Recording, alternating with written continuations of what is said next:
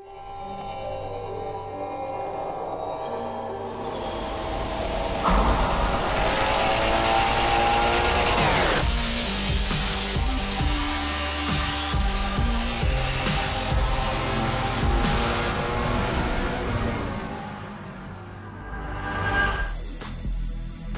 Motorsport's always been a series about innovation. We always want to push the racing genre, so we've made huge improvements because we want to get people excited about cars in general.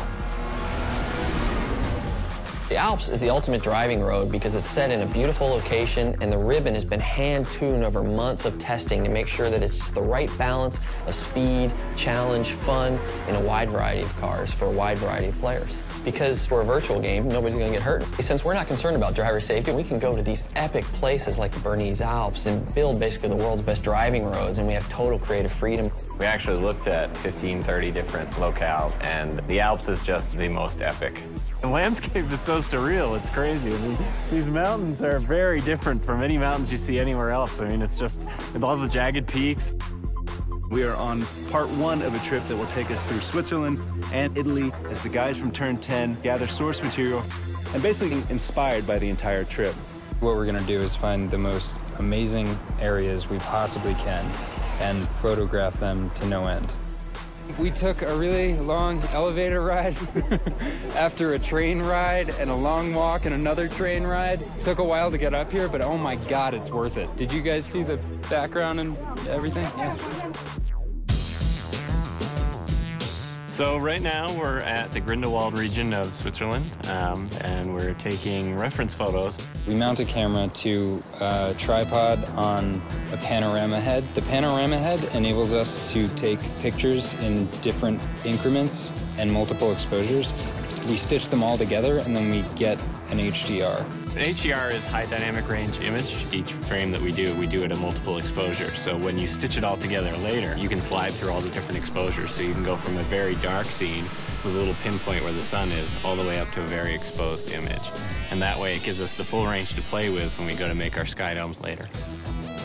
We have a pretty long production cycle, so it'll probably be about a year of full production once we get home.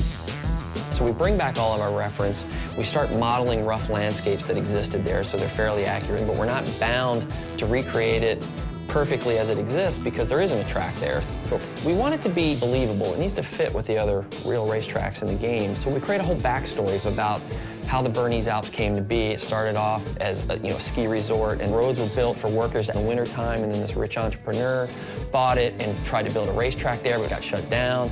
So by creating this rich backstory, everything is there for a reason. It's believable. Fictional tracks are a chance for us to really showcase some of the graphical tech that we have in our game.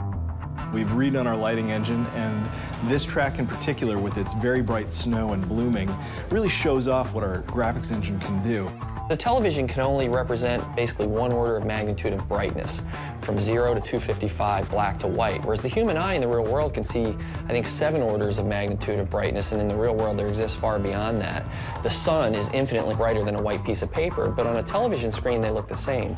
Well, we found a way to basically reverse engineer that at full HD resolution on the Xbox 360. So what we do is we captured high dynamic range images of the world, and that gets baked back into the lighting and the reflections on the car, which means the sun is order of magnitudes brighter than a white piece of paper and is brighter than gray asphalt, which basically makes the cars look really grounded in the environment. We've traveled thousands of miles, we worked thousands of hours, and here it is, the Bernese Alps track in Forza 4.